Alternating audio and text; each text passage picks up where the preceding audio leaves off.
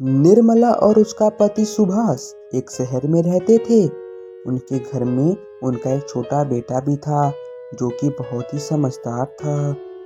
सुभाष अपना घर खर्च चलाने के लिए ठेले पर टमाटर बेचा करता था, जिससे उसकी अच्छी खासी कमाई हो जाती थी। जब सारा टमाटर बिक जाता था तब सुभाष घर पर वापस आ जाता था और उसके पास उसका बेटा आकर उसे बोलता, पिताजी, आज मेरे लिए आप क्या लाए हो? कुछ नहीं बेटा, आज मैं तुम्हारे लिए खिलौने लाना भूल गया हूँ। जिससे चिंटू उदास हो गया। उदास देखकर सुभाष उसे कुछ रुपए दे देता है।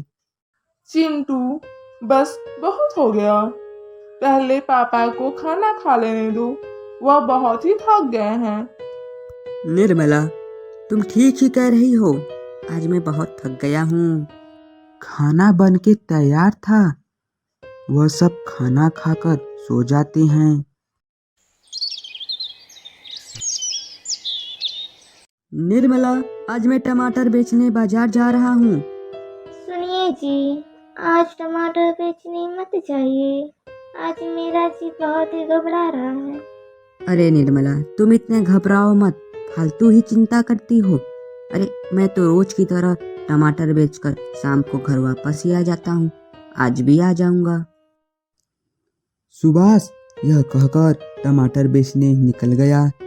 जब सुभाष टमाटर बेचता हुआ जाता है तब पीछे से उसे एक गाड़ी ने टक्कर मार दी, जिससे सुभाष बहुत ही जख्मी हो गया और गाड़ी वाला वहां से भाग गया और वहां के लोग उसे इलाज कराकर घर पर लाकर छोड़ दिया, जिससे उसकी घर की स्थिति बहुत ही बिगड़ गई थी।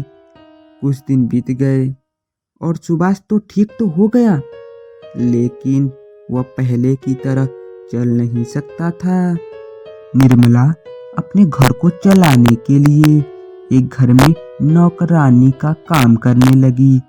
उस घर में 2 औरतें रहती थी जो बात बात पर निर्मला को डांटती रहती थी। उस घर की मालकिन बाहर से आती है। उसके सैंडल में बहुत गंदगी थी जो फर्श पर लग गई। यह सब देखकर उस घर की मालकिन मन ही मन सोचने लगी, आज इसे फिर से डांटने का मौका मिल गया। उस घर की मालकिन निर्मला को बहुत ही गुस्से से बुलाने लगी।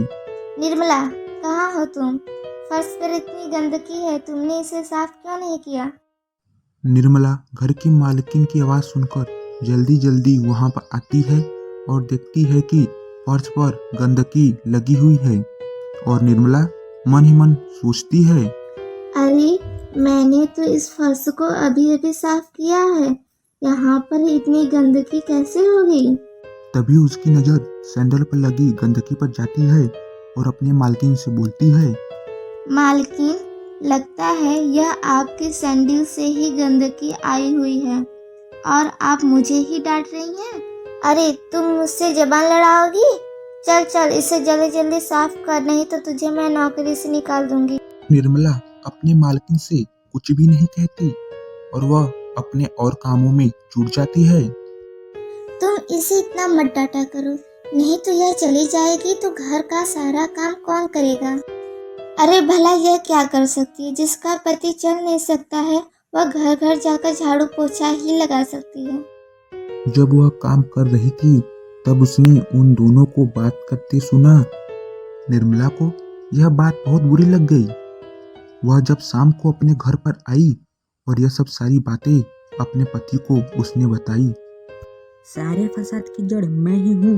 काश मैं उस दुर्घटना में उसी दिन मर गया होता तो तुम्हें आज यह दिन नहीं देखना पड़ता। नहीं नहीं, आप ऐसा मत बोलिए, नहीं तो मेरा क्या होगा?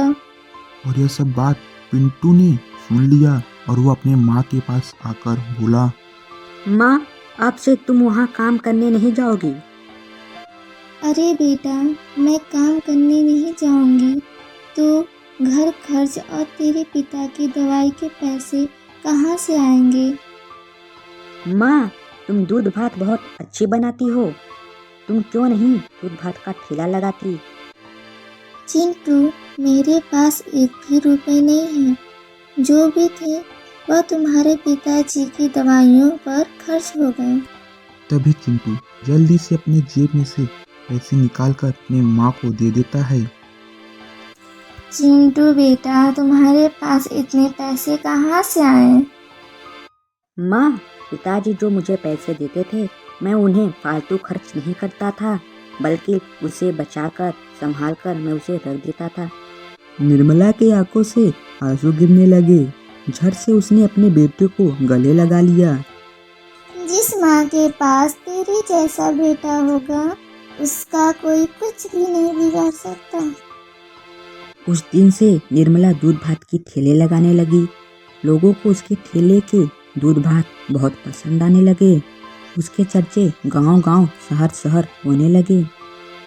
अरे बनवारी भैया, क्या आप जानते हो कि पास में दूध भात का ठेला लगा है जो बहुत ही स्वादिष्ट होता है?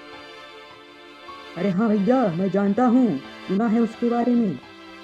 जब एक दिन वो दोनों औरतें बाजार से जा रही थी तब उन्हें रास्ते में एक ठेला दिखाई दिया।